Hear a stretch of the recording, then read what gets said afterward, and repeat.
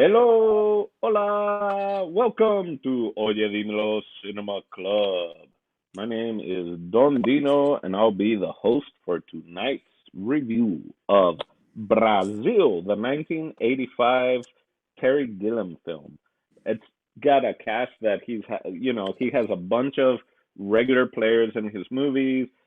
Jonathan Pryce, it also includes Robert De Niro, Bob Hoskins. Like it's just a stacked cast left and right. It's a cult classic. Especially it didn't do well in the U.S. There was all this drama with it getting released and all that mumbo jumbo that we might get into it.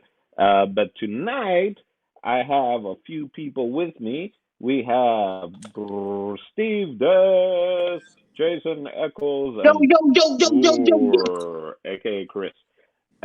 Anyway, yeah, so I had seen this movie once before, maybe as a kid, and the what I heard, I must have heard it from my brother. Again, I was way too young, but I was like, "Oh, it's one of the guys from Monty Python." I was like, "Oh, this is gonna be fun," and it's got Robert De Niro, and I was like, "Sold!" And yeah, so that's how I saw it the first time. And then when we were doing cult classics, now I was like, I need to revisit this film because it's very foggy of what I remember as a kid. So the movie came out in '85. I don't know if I saw it in like '92. I was born in '84, so you can kind of do the math of how young I was when I watched it and what I could understand of it. But before I give my second initial thought, let's start with initial thoughts from Steve Des. Well, my From me initial or thoughts. from Steve? What? What?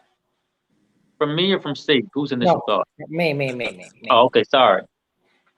So my initial thoughts. I never seen this movie ever in my life.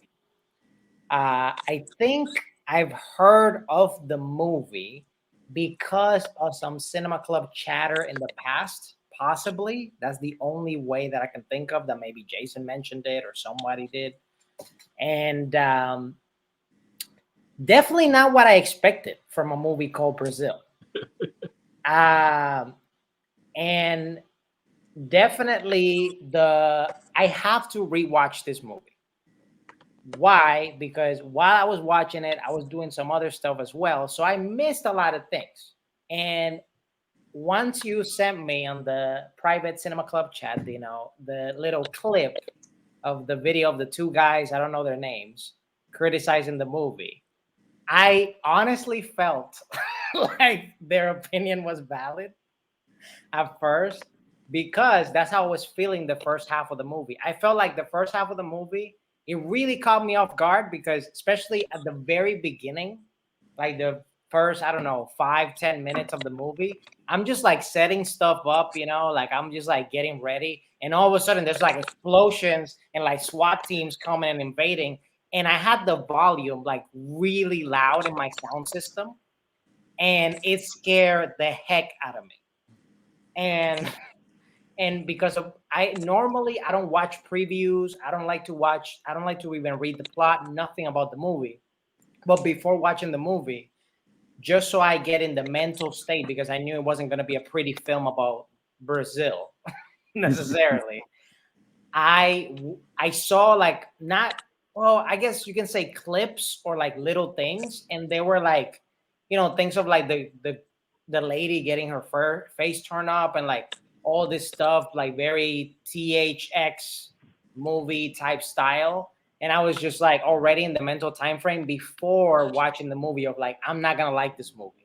So I think Yeah, because I put myself in that mental zone, I did not like the first half of the movie as I would like it.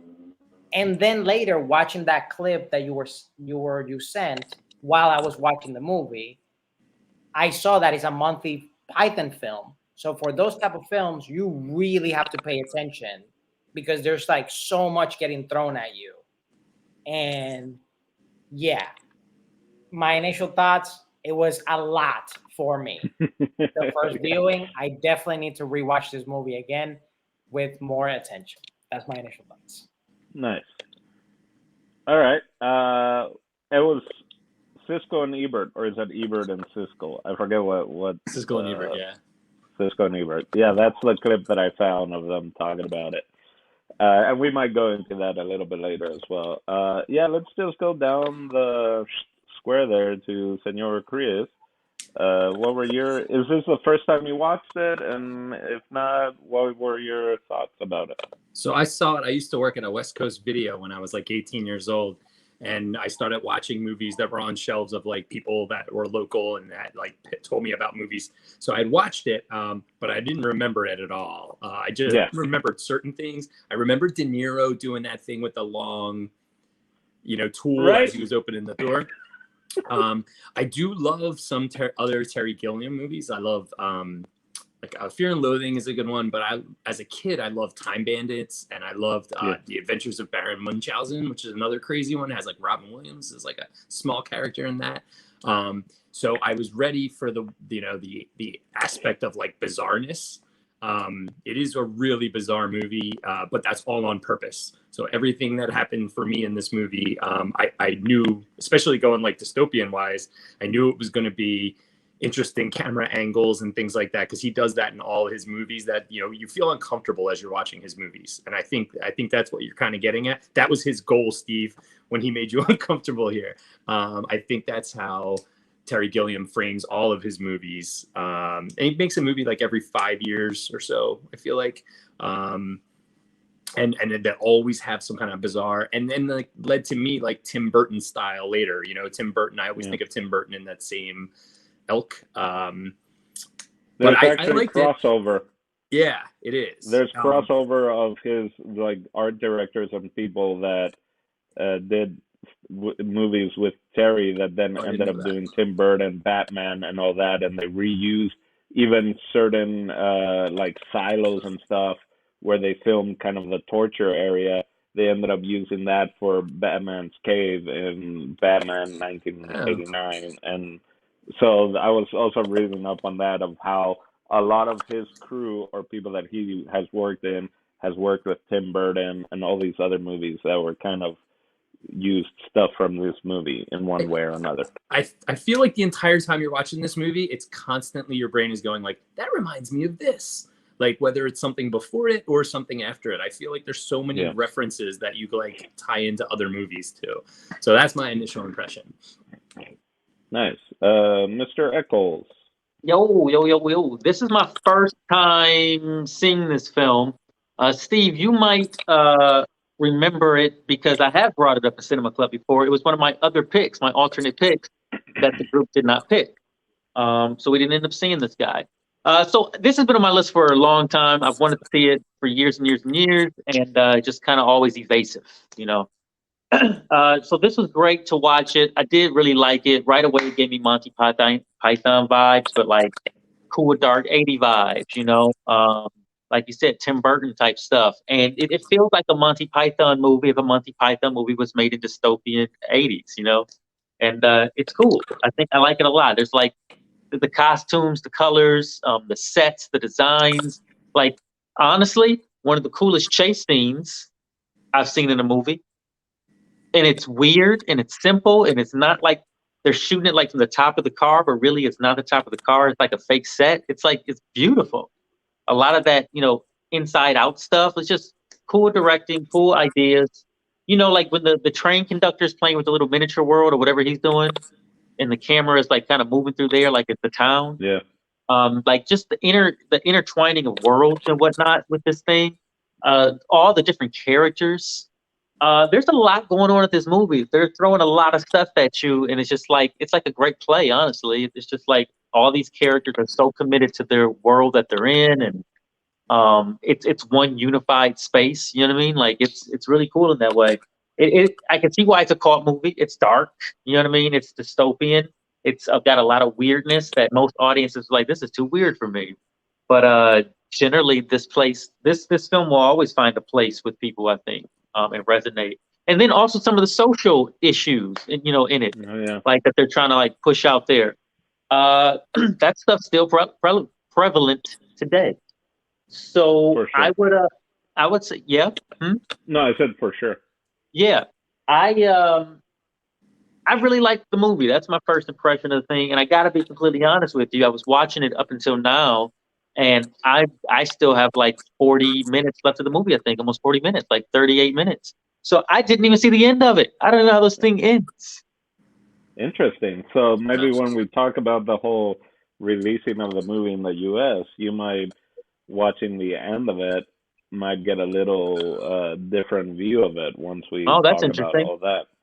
Mm. So before we get into that, I was looking at the beginning of the movie. It even says somewhere, sometime in the 20th century, and the reason kind of Terry put that there was he did it. You know, there's a lot of like postmodern retro. He wanted to play with that and have some really old stuff with some new stuff and current stuff and maybe futuristic looking stuff so that it could kind of fit in any time period, you know. So it's not like dated or it's not retro, but it can be futuristic, if that makes sense. That's why it was just in the 20th century as a way to kind of keep this, um, you know, keep it vague, but also that it can fit in any time period. Now, the first one of the first things I noticed. Oh, my first impression. Sorry. Yeah, as a kid, it was just really weird. There were some really fun scenes. There were some weird scenes, some disturbing scenes that I remember as a kid. But kind of like Chris said, that little the Niro had, you know, was just like it's such a you know simple yet interesting scene, just like action to like shoot and him do. But yeah, I enjoyed it. I do think it might be a little long. Uh, it's definitely I did overall enjoyed it. I got so much more this time around, and just the way I think how Jason even brought up some of the topics that is talked about, it's super current. Like those are sadly things that he was pointing out are just really things that aren't changing, and maybe that's why he was pointing it out. So yeah, it's another movie that I think the more you watch, the more you're gonna get. It's just it feels like a long movie for sure. So the fact that it's semi quasi. Oh, were you gonna say something, Jason? I was going to ask you a question, but what were you about to say? What were you saying? Oh no, I got mine written down, so I can get to it. What was your Well, the question? question that I was wondering about the movie is I forgot what I was going to say now. We talked about it for too long. I'm sorry. We talked There's about actually two things having. that I wanted to say, but Okay. it was I think I remember.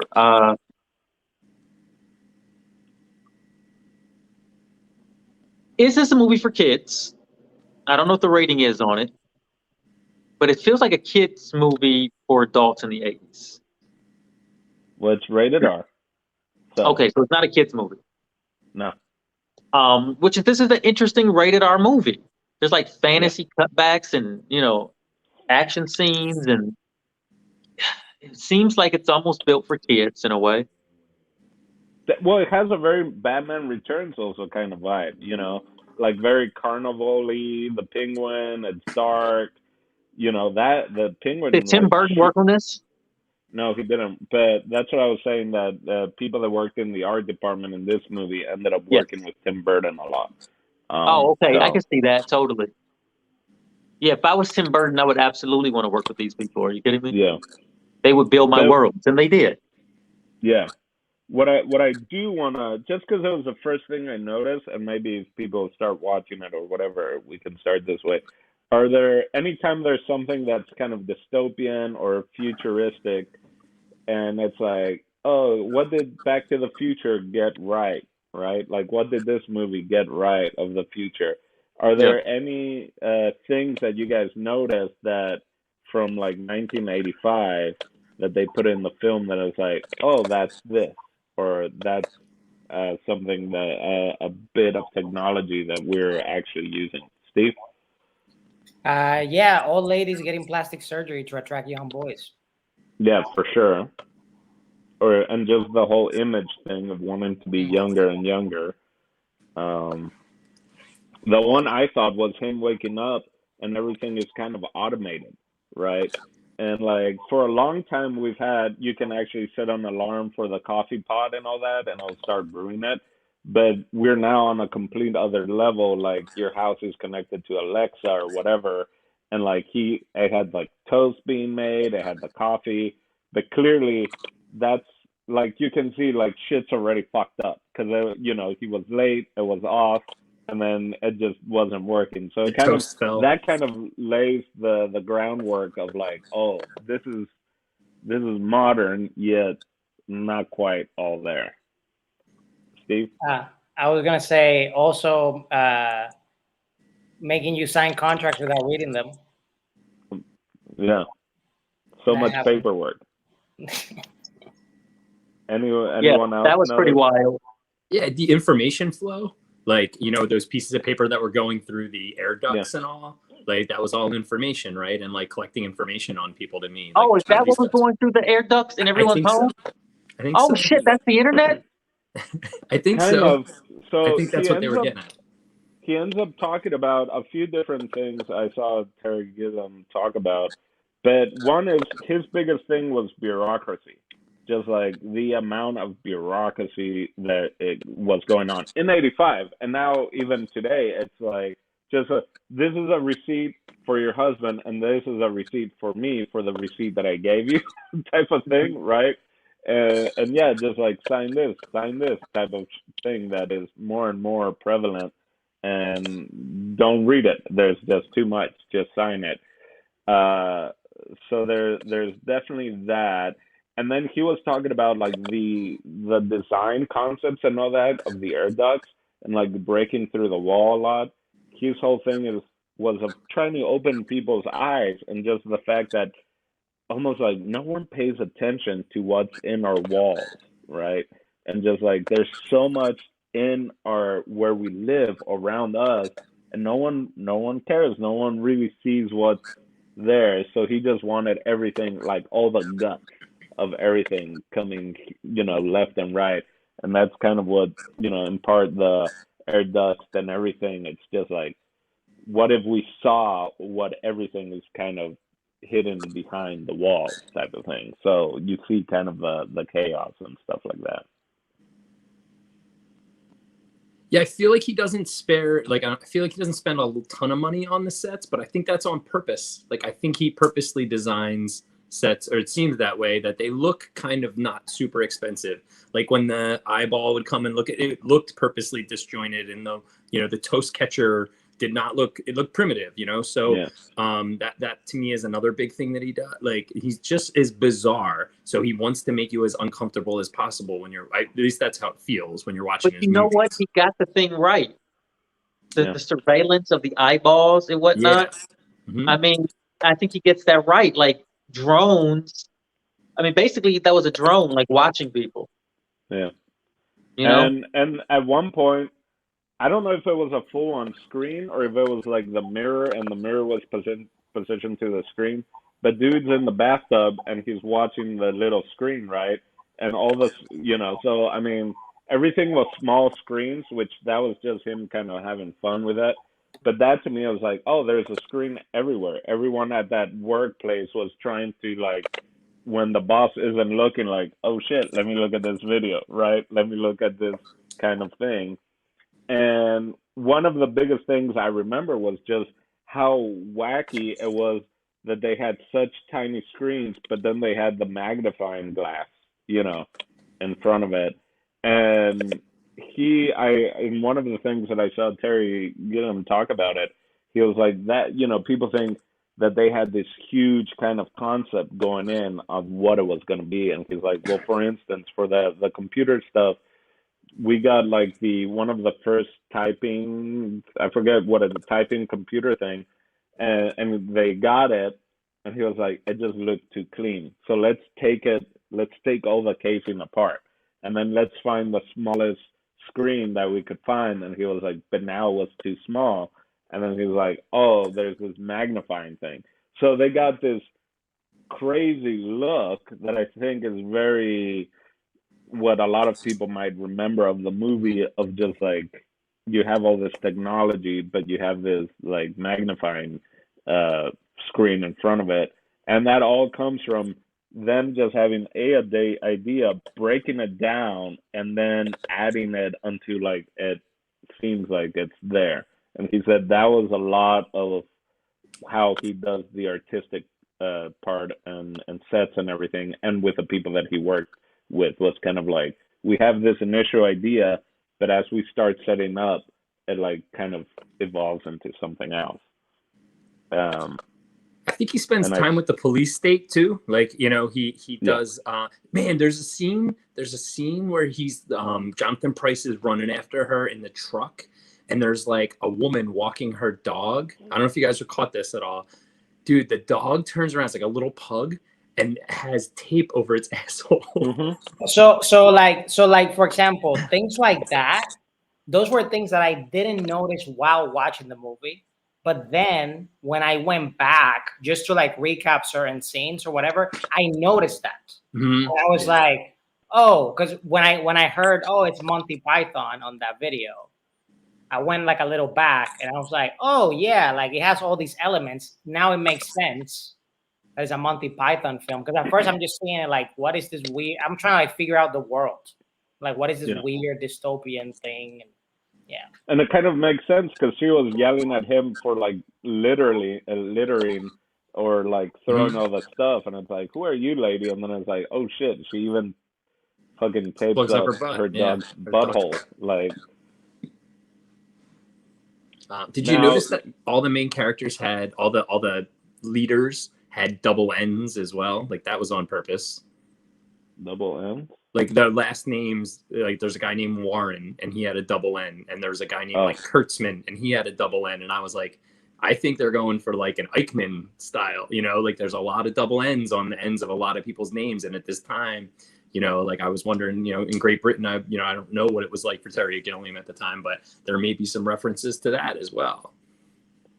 There could be. I mean, he's pretty adamant about just. So they talk about dystopian. A lot of times they call this 1984 and a half.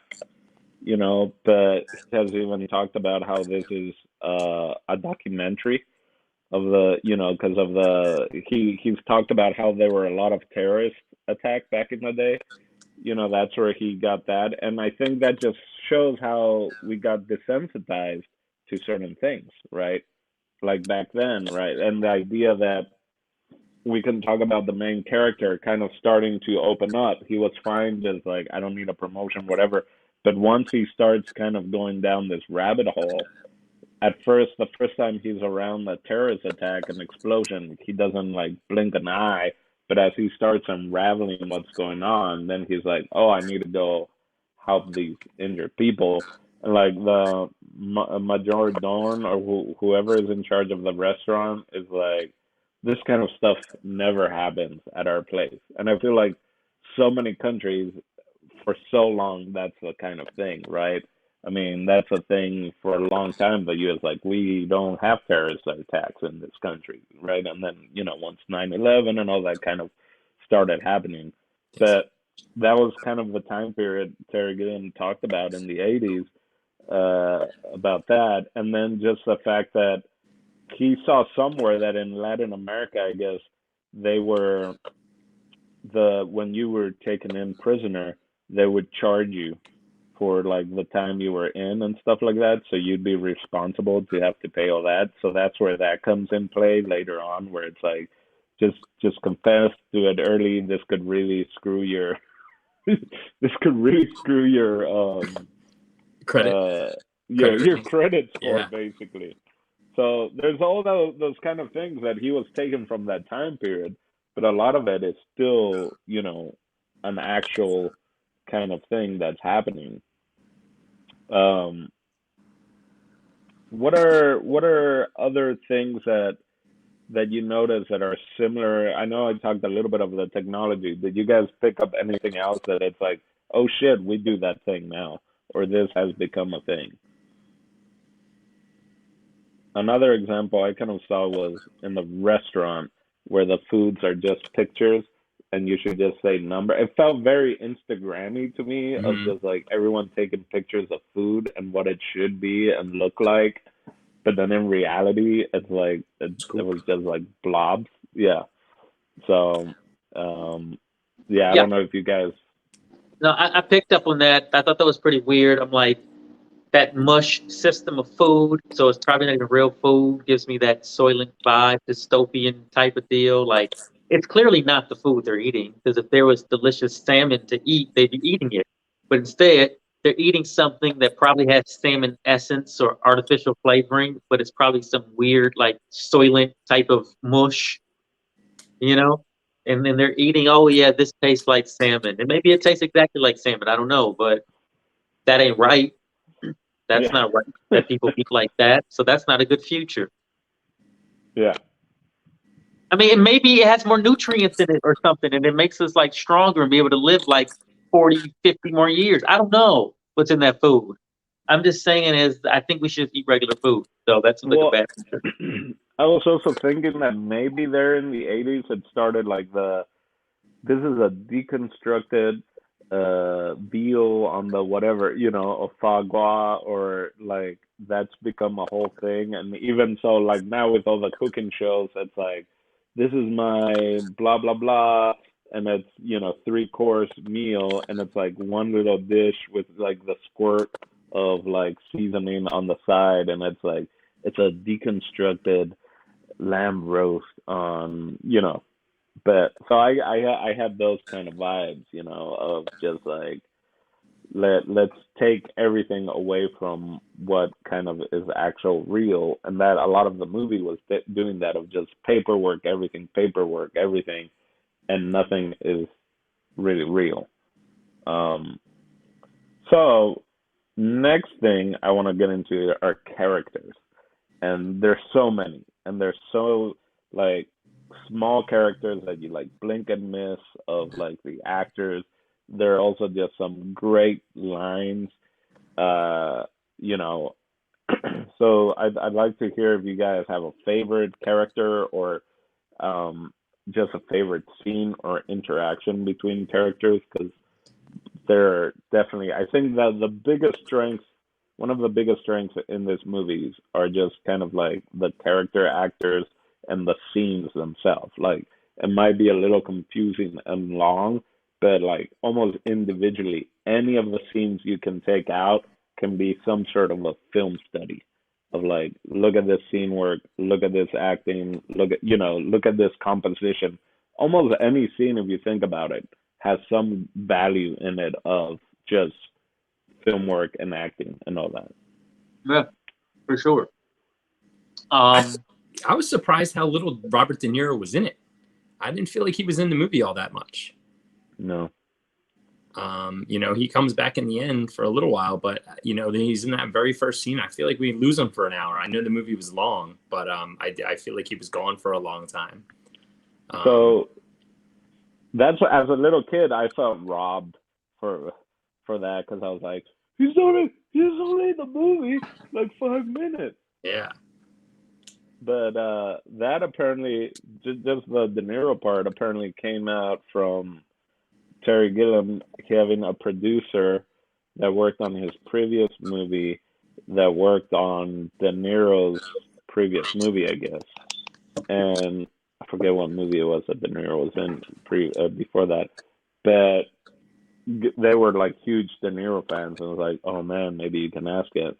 And then De Niro was like, oh, it's a Monty Python guy, and he was a huge Monty Python guy, so that's how he agreed to be in it. But he's like super intense, and Terry Gilliam has even talked about it. Like, it seemed like he was way more nervous than, because they were like, we were really nervous because it was like Robert De Niro, but it seemed like De Niro was also super nervous to kind of be getting into this, is this a Monty Python type of thing? Is this and that, and just kind of his level of acting. But yeah, his character work is just I could see a whole movie of just him, right? That's almost Terry Gilliam ended up also doing 12 Monkeys, so it's almost like one of those characters that just keeps popping in and out left and right. The jump scenes with him when he jumps off the building, they're like, I thought that was awesome. And that happened more than once. I kept thinking about, there's a 90s movie called The Score. It's like a caper movie with him and Edward Norton. Do you guys know that movie? Yeah. Yes. So I thought of that because he's like wearing the same kind of clothes and breaking into safes and things like that. So that definitely reminded me of that movie as well. That's interesting. Yeah. He's a heating, like what was it? His whole crime is that he doesn't do the paperwork, that he's just stroke, whatever, like 793 stroke 273, whatever. And that, which is what, that it's the now also the, what is it called? It's what now the majority of jobs classify people. So they're not like full-time employees. They're, that's what they called that he was doing, that everyone had a problem with. Like almost. Yeah, you can't freelance in that world, you know, like freelance. That's what it was. It was freelance, and I was like, shit. Everyone gets treated like freelance nowadays because they don't want to pay them whatever. Jason, I'm sorry, the scene with the shit, like filling up the suits. Yeah. Did you get to that, Jay? No, I didn't see that scene. So can I talk about it? Yeah. Yeah, just go for it. Dude, so De Niro's like rewiring the walls, and you don't know what he's doing, and neither is Jonathan Pryce, but he's like, what are you doing? What are you doing? And all of a sudden, the guys, Bob Hoskins and that other guy with the long brimmed hats, they have suits on that are connected to wires, and their suits start filling up, like they're completely in like hazmat suits, filling up with shit through a tube up in their bodies, like all the way up until it explodes. And Robert De Niro, he goes, that's shit. And Robert De Niro goes, yep, we're all in it. Like, I was like, that's a great line. Like, there was a couple really good lines in this movie. That's at the very end of the movie? It's pretty close. I mean, towards the end. Yeah. Because Bob Hoskins come back with the paperwork and basically bust Price having that illegal whatever thingamajig. So they found kicked him the out. bypass. Yeah. And it's a whole thing, and then they have the suits. And so it's just another way to fight the system. Yeah, this movie's a little bit like a cartoon. It also gives me Roger Rabbit vibes. Yeah. Maybe because of Bob Hoskins. I don't know. But at some point, I was watching this, like, this gives me Roger Rabbit vibes. Well, yeah, it has the weird angles, and you have neon lights. And the Christopher Lloyd character in Roger Rabbit was like, remember, like so animated. Yeah, totally. Yeah. Definitely see that. Jason, do you have, from what you've almost seen the whole thing, favorite character or interaction or? Oh yeah, absolutely. So my favorite character right from the onset was, I mean, this is a smaller character. I just love the work she was doing. It was the character who was supposed to be the girl he was getting set up for. Every scene she was in, like, made me laugh or smile. She's so funny. Like, just that weird character she did, just the looks she was given. She stole every scene she was in. She was fantastic. Yeah. And it's just a funny character, and she's a goof, right? She's a goofball, and it's just kind of funny. I don't know. I thought she did a fantastic job. Yeah, and I don't know, she might return again towards the end. And she tells him she doesn't like him either. Yeah. Yeah, I got that far. Yeah, I saw that. Oh, you got that far? Yeah. So I also love her braces. Yeah. I was getting huge Amy Poehler vibes, and maybe it's just because of Amy Poehler playing Andy's little sister, like as a Colbert recurring role, and just being really awkward and whatever. But she was pretty good. I think one of the best interactions, just because again it shows like the bureaucracy. It's just the fighting over the desk, right? Yes. And just like literally fighting for your job type of thing, right? That felt very Monty Python. Yeah. I mean, a lot of these could be those, The Office where, whatever, like in Monty Python, they always have, like, this is the ministry of this, or this is the ministry of that. And this is complaints. No, it's not. Yes, it is. Like, it had that level of just heightening as well. But, I thought that whole interaction with his neighbor, with a desk was pretty great. The other thing I noticed was, well, actually, I guess there's this interview with, really interesting. I recommend everyone to watch it. It's with Terry Gilliam. I think it's from 2014, and they talk about the movie and stuff like that. And I guess back when Bush was president and he was promoting a different film, he even mentioned like that he was gonna sue Bush and Cheney, um, for basically redoing redoing Brazil in that time, and basically just because he even talked about that Homeland Security was the Ministry of Information, and if you can't find terrorists, you invent terrorists. And if you're listening to people's conversations long enough, you will find that people have had a terrorist thought here and there, type of thing, right? So he was just talking about how, and he talked about how it's more of a documentary than anything else at this point. So there's all these interesting things that, again, the desensitizing aspect I've noticed now with all the mass shootings, right? Like we're just to that point where a lot of times we're like, I don't want to see this shit.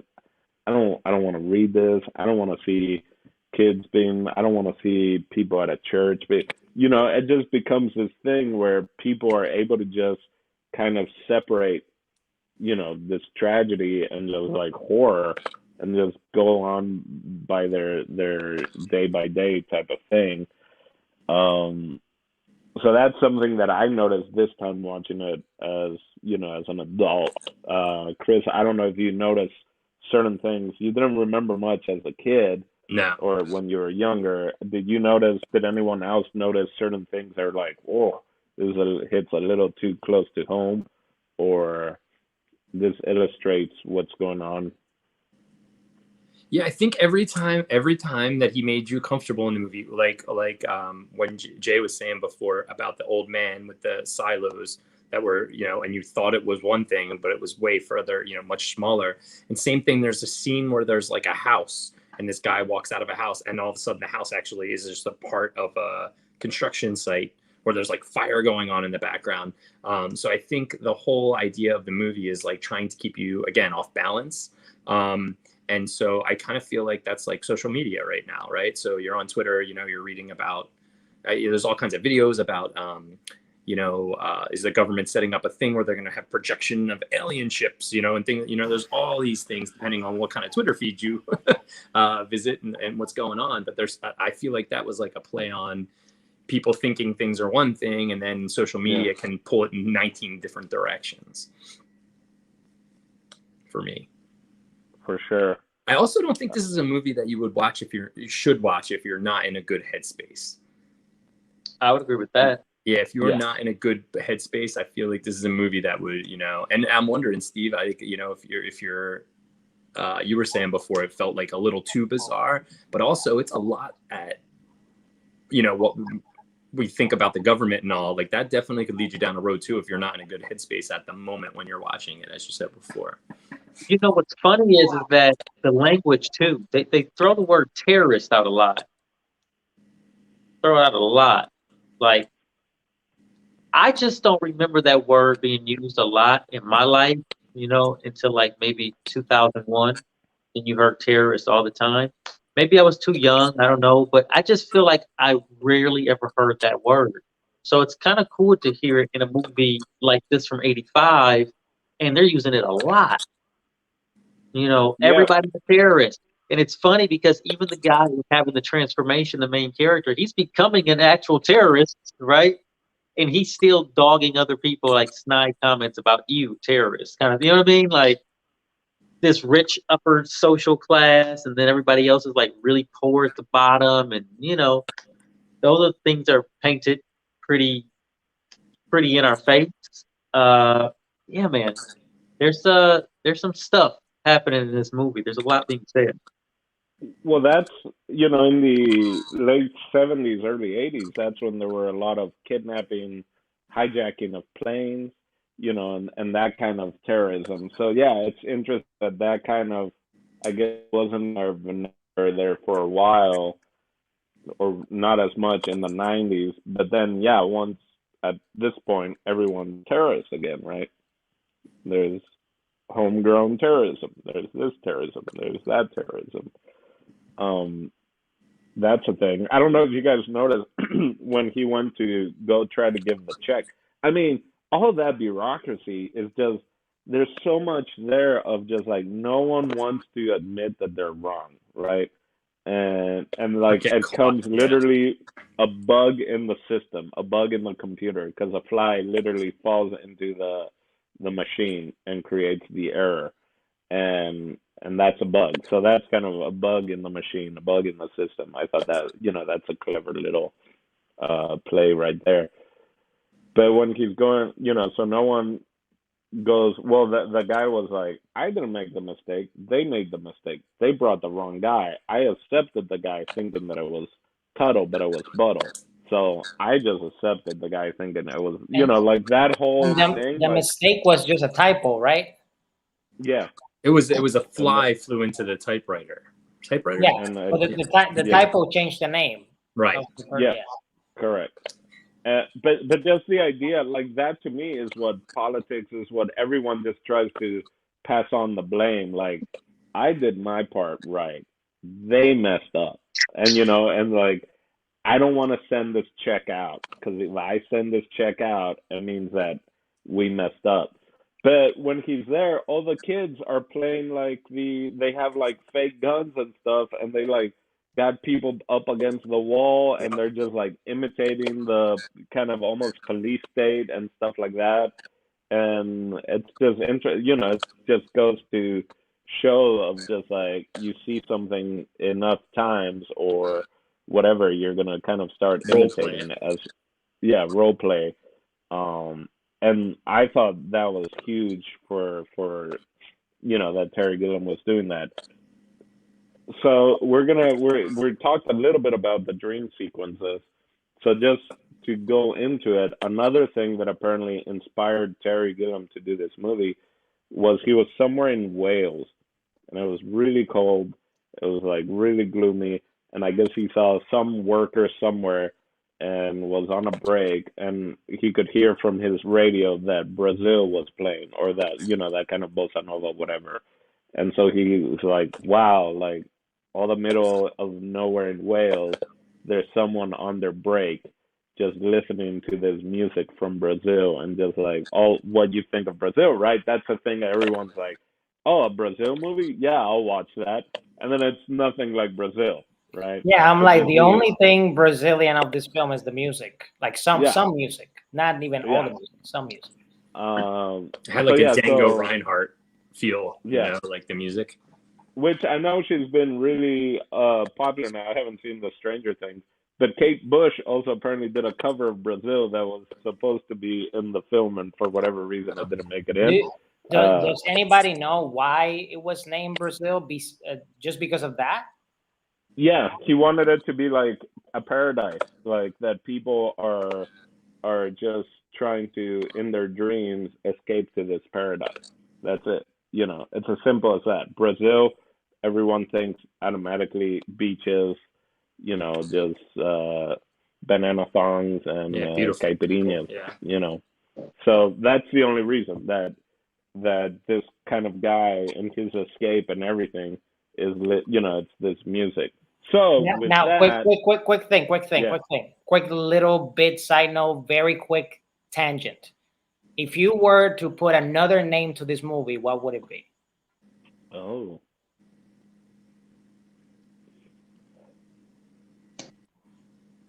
It has to be in Hollywood format, so it can't be too long. It has to be either one word, Right. 2 words, 3 words, or 4 words, or something like that. well, you brought up THX, whatever that was. It could one name could be the form, whatever the D dash DZ Flash. What was it? D Stroke. He said Stroke. they say stroke when they Stroke. say flash or Yeah. DZ Stroke 105. something like that. 82. It could be DZ Stroke 105. That's a weird title. I mean, it could be something like, what are some of the lines that say ministry? Would it be something like? Do you have an idea, Steve, or were you just asking? I I can't was tell just if you had asking, a. but now at first I was thinking because of what Jason said, I was gonna call it terrorism, but then nobody's gonna see that.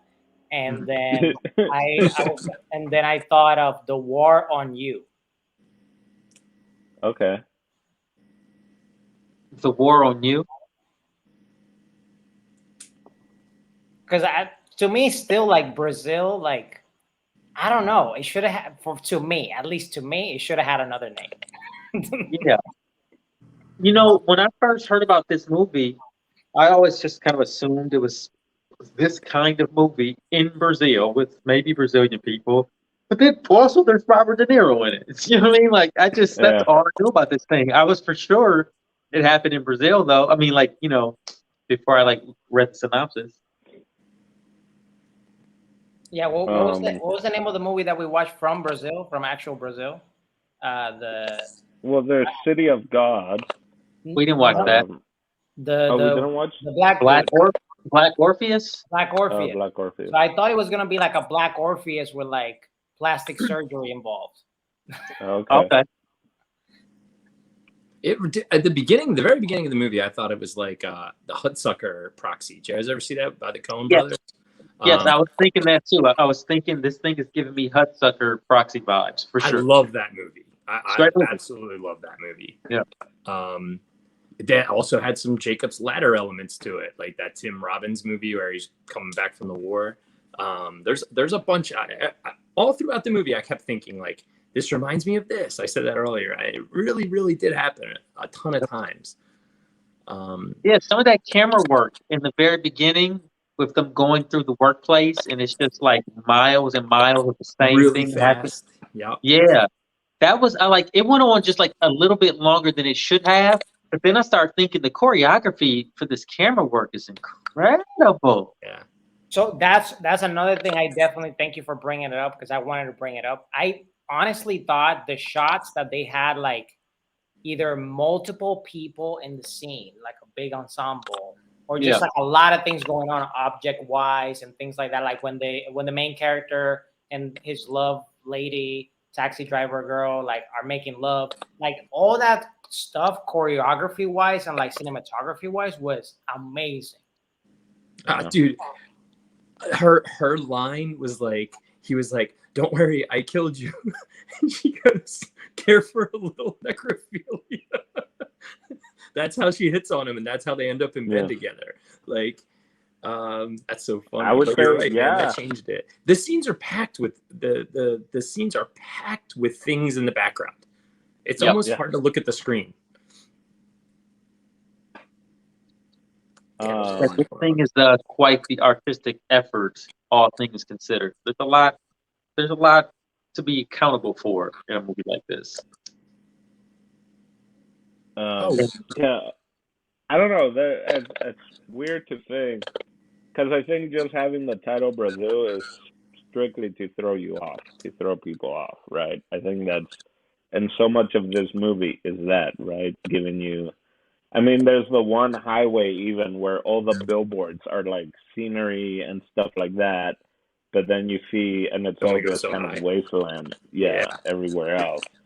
I'm just gonna say this: if I would have been in the '80s watching this movie with no trailer, I just went to a theater and saw it. By the first 10 minutes, I probably would have walked out of the theater. I can see that. Because that freaked me out. That scared me, those first 10 minutes. Yeah, and the cover of the movie is that head, right? It's like a head with everything popping out of it, like, and it says Brazil. Yep. So there's a few different ones, yeah. All right. Oh, so but I always thought that was De Niro's head. Yeah, you think you hear De Niro's in it, it's like, oh, De Niro's gonna be the lead. Which I could have watched the whole Archibald Total movie as well, like him doing badass shit, filling people up with poop. You know, like, yeah, let me get some of that De Niro, and then him getting covered in the paper and disappearing.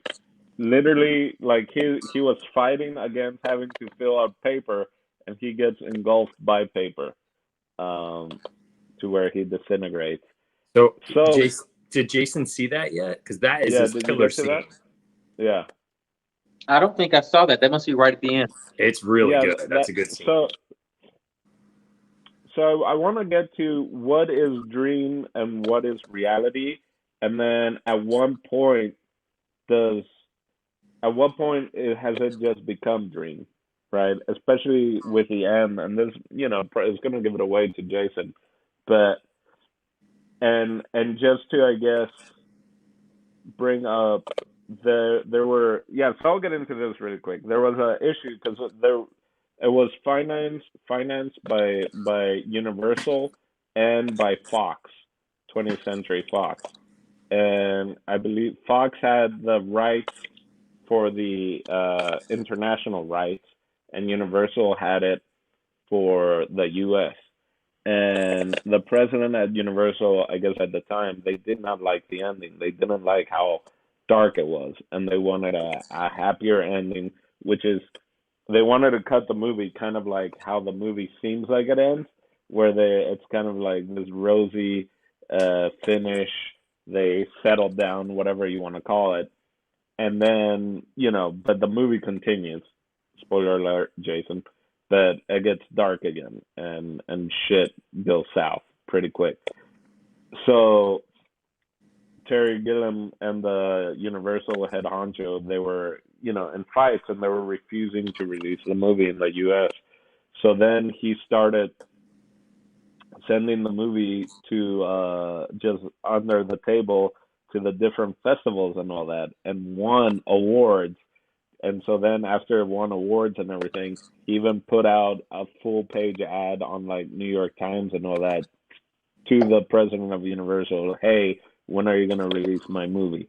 So it was this huge just battle between, Terry Gilliam and Universal and the president of Universal of wanting, like release this movie. I don't know. Didn't win an Oscar. Won some really big award. And so I think finally it won two. So it won two before it was released, I believe. And then finally, Two Oscars? Yeah, one for Best Original Screenplay. I can't remember what the other one was. I did look that up. I can't remember what the second one was. Before it was released, like publicly. So in '84, it was released in London, in England, and internationally, but it didn't get released in the U.S. till '85. But he submitted it to all these festivals, so it was kind of like a fuck you to Universal, and that's when a lot of artists normally band together when it's like, oh, they're not releasing this movie. Anyway, Universal released it, but they did it in less theaters, and it just did horribly in the U.S. So that's a little bit of the issue, and it's interesting that he had kind of that fight with a big studio that had to do a lot with, how we should see certain things, which is, what is the movie, they talk about being pretty, being young, having like her ears done. Like that was funny. Like it's like got her ears done. There's laser surgery as well going on that keeps going wrong. Like all that is just hilarious. But that being said, with the studio fighting of what kind of ending should it have? Should it have a happy fairy tale ending, or a down dark? Everything's crazy. And what do you guys think, Steve and Chris, of like when the movie stops being reality and when it's dream, or when did he just start dreaming because he went mad? And when was that switch? At the very end, I thought that they were going to give him a lobotomy. I thought that's what was happening. I don't know if that happened because you don't exactly know what turned off. I think they say something like he's no longer here or something like that. But definitely, there was a lot. The part where he's flying around with the armor on and he's fighting that giant thing, and he rips off the mask, and Luke Skywalker style, it's his own face, like Darth Vader. And then And that giant person, that giant whatever he was fighting, reminded me of the movie The Dragon. You know how Bruce Lee is fighting? Yeah, the Bruce Lee movie. I thought the same thing. Yeah, because that thing looked just like that guy that he's fighting. And so, Yep. like, for me, I was like, it has vibes. Like, I feel like the person that made the Bruce Lee movie had to be like influenced, even if it was like subconsciously, by that, because it looked just like the thing, and it was like he's fighting himself. And that's really what the character in the Bruce Lee movie was like demons of his own family, you know, like, so I don't know that there was the lines are very blurred on when it was reality or not reality. I don't know that even Terry Gilliam can tell us that 100%, because one of my favorite scenes in the whole movie is at towards the very end, when he knocks the woman down at the funeral, and then he falls into the casket. Instead of him falling into the casket, he starts to fall, and then all of a sudden he's running again. Like, that didn't change at all. And I was like, ooh, he's definitely not. This is no reality anymore. Like, you know, like, there's no reality left in what's going on right now. But I don't know that I could ever unblur those lines for myself, all the way back to the beginning. So what they kind of say, they didn't do lobotomy, but I think it's kind of like in, well, a little bit in One Flew Over the Cuckoo's Nest. Here's a spoiler for people.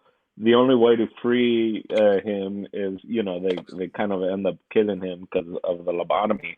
Mm-hmm. This one is, it's almost like the only way that he was able to free himself is by going mad, right? Because he's even just humming the Brazil tune there at the end. So it's just like everything's just gone so crazy that I'm just going mad, and I'm gonna live in, you know, I'm gonna free myself by going mad type of those thing. Those are the best scenes, and some of the best scenes in the movie. That Jason, you definitely should watch the end, because some of those scenes at the end, like the scene where the guy's walking out and it takes a really long time, like, that was great. That mask was just horrifically scary to me. It was freaking me out, like, you know. And there's so many connections with so many movies that have kind of taken those different You're talking about the baby mask, right? Yeah, like the strangers and things like that. It's so wild, man. It's like, how did he watching know this, it was that guy?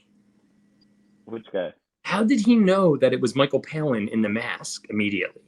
He like called him out as soon as he came out.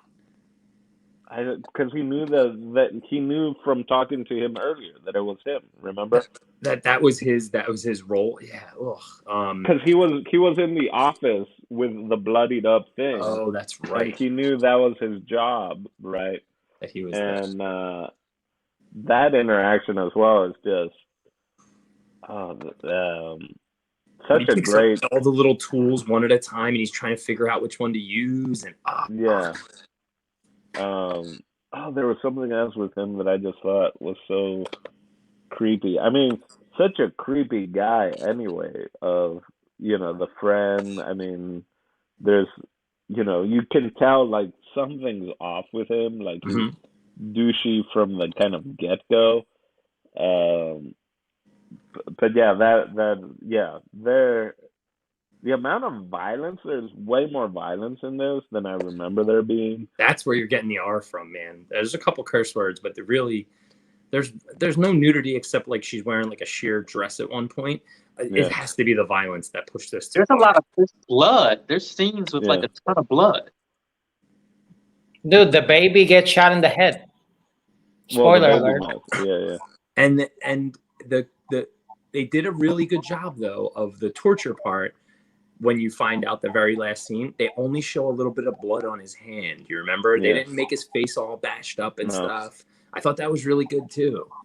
And there's I mean, also the bodies like disintegrating, falling off the casket. That was awesome. Which I'm still working on that here anyway, of like the that I think I've told you guys before that we're trying to. Also, who were the guys rappelling from the top? Like, were those the rescue rangers? With Tuttle? Yeah. It was Tuttle. It was De Niro and his crew of Heat and whatever freelance Heat terrorist guys. That was the Universal ending. That's what Universal probably wanted to be at the end of the movie. Yeah. Well, there's a director's cut for this movie too, though. There might be. Well, apparently, well, in that clip of Cisco and Ebert, they said they had watched it twice, and that the first time it had been like 9 months difference, and that the first time it was actually longer.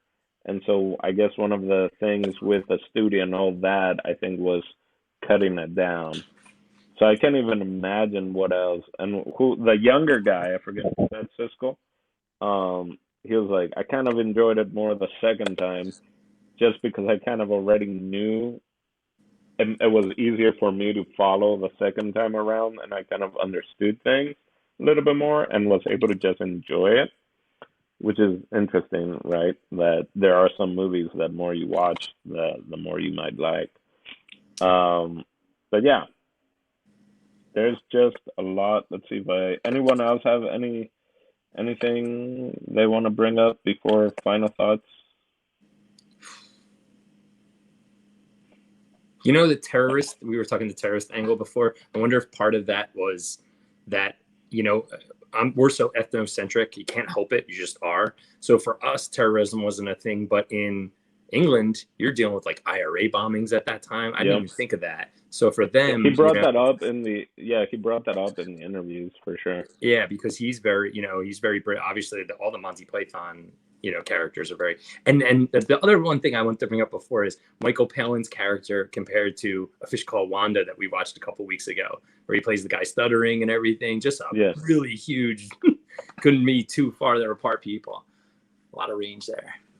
Oh, that's why I also wanted. I kind of had this one in mind. Just like we've done some Monty Python. We did Life of Brian. Then we've done like Fish Called Wanda, and I was just like, oh, let's kind of see this kind of this random. Wait, A Fish Called Wanda is Monty Python too? It's a lot of a lot of John Cleese and written by So John Cleese wrote it. Yeah.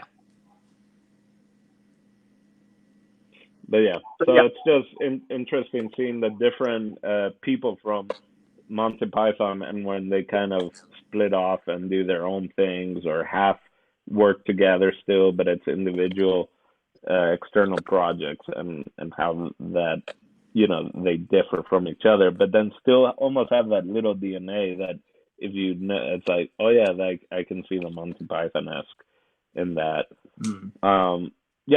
Anything else, or we shall go into final thoughts? I will say this: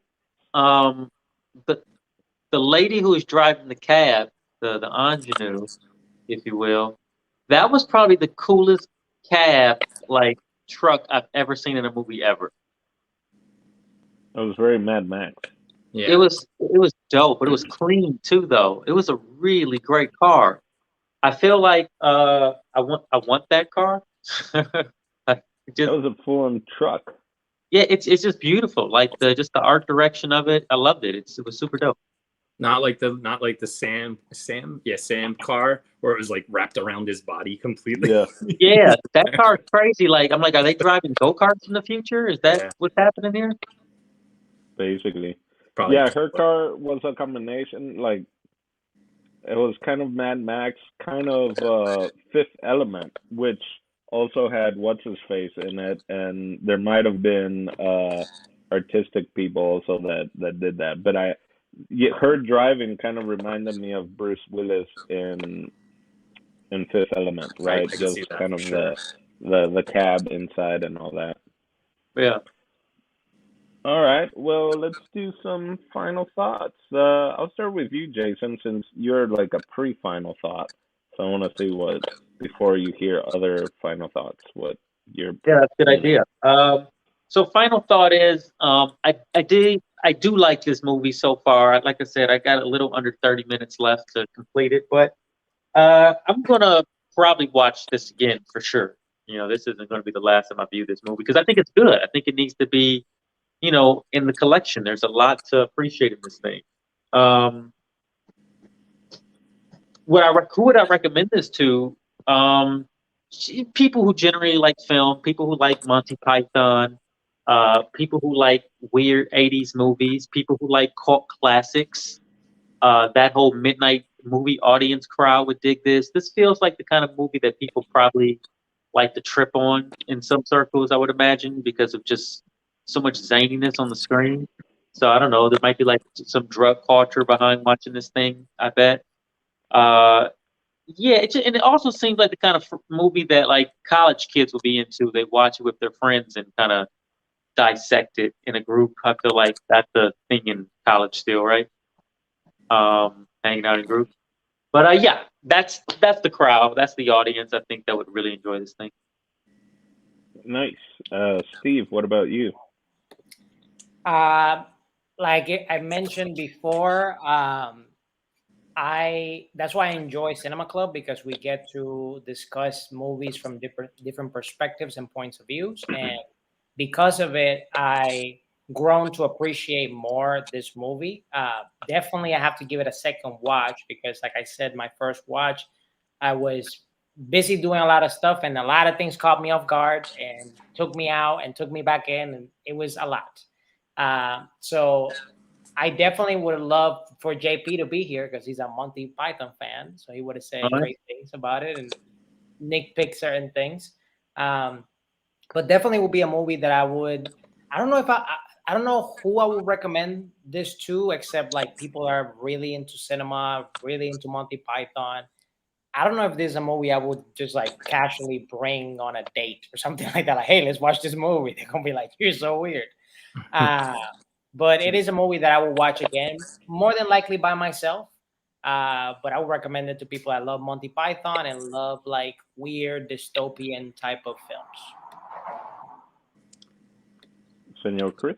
Yeah, I think I would say I said it before about the headspace. I think this is a movie you have to be in the right headspace to watch. I think you have to go in knowing it does not hurt to see at least still shots, so you know what it's going to be bizarre and that you're going to be ready for, you're not going to be ready for what it's going to be. But I also think we talked about so many aspects of like between the cinematography, the plays on life, real life in general, and how it's still relatable. And I think there's so much to this movie. And it's one of Terry Gilliam's first movies. This isn't like this is way deep in his repertoire. This is one of his first 4 or 5 movies, I'm pretty sure.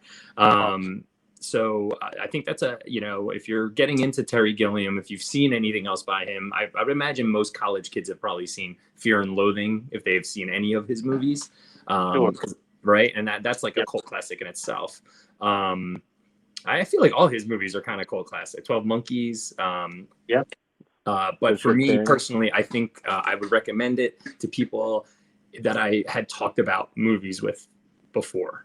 I agree with Steve in the fact that I wouldn't just say it to anyone, because I feel like a lot of people, my mom would not get this movie at all. She would turn it off in the first 5 minutes, right? But there are people that I know that are, look at things differently and, like this kind of experience. And I think that it would be very specific people in my life. Nice. Yeah, I agree with all of you guys in that this is a movie that can be easily recommended to different groups of people, right? Because you have Monty Python people, you have dystopian fans, maybe, those kind of people that like those movies, 1984, that kind of stuff. So easily you can recommend it to those kinds of people. And as well, I think if you're into movies, this is one of those films that you should watch, right? I think it's also now part of the Criterion collection and all that. It has, even though it's long and it might feel tedious at times, there's just so much good stuff in it, right? It might be a little busy and stuff like that here and there, but there's just too many things to not watch it. There's too many good things that you can take from this movie. So, yeah, I mean, it wouldn't be the first movie I recommend to someone, but definitely if you get a feel from them of they might enjoy this kind of movie, they might enjoy the other Terry Gilliam movies. They might, it's a vast group of people that you can recommend that to. All right, Jason, it looks like you got a question. You might have. In fact, I do have a question. Thanks. It's actually for Steve. what do you got for us next week?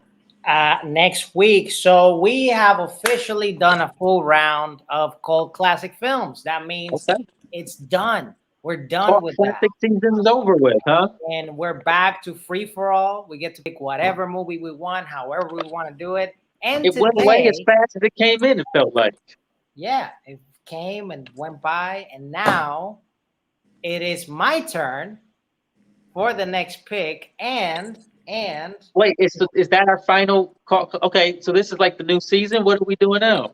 We're doing free for all. Whatever you want to do. Until okay, we get free for all time. Let's do it. However you want to do it. But how I want to do this one is I have some choices for you guys. And I'm also going to vote because it's my rules. Free for all. I do whatever I want. So I have movies. I have two movies that didn't get picked before that I put on my choices. So for a reason, Steve. For a reason, they didn't get picked before. So number one is a movie that it was one of my favorites when I was a kid, and that is My Girl, My Girl, My Girl, talking about my girl, my girl. The second movie is Pleasantville. And since we're in Let's Make a Deal today, there's more. You can pick number one, My Girl. You can pick number two, Pleasantville, or you can pick the mysterious Forbidden Door. And I'm gonna give you a hint. It's a cult classic. So number one, My Girl. Number two, Pleasantville. On number three, The Mystery Door. What are you guys gonna pick? The Mystery Door could be anything. It could even be My Girl or Pleasantville. It could be anything. So let's go. It'll be a real mind fuck. 3, 2, 1. Everybody, I want that Mystery Door. Let's open the door. What it is? It is Pootie Tang. That's a cult classic. This is the movie Steve wanted to review. I know. It's such a We are going to watch Pootie Tang, ladies and gentlemen, next week. Saturday, sign your kitty on the running kind. This is happening next week. Awesome. Pootie Tang, Chris Rock on the site. What a great way to freaking get people to pick the movie you want. It's like, what's behind door number 3? So for Jason, El Dino, Chris, and me, Steve, that's Stevie. We'll catch you next week. Bye-bye. Bye.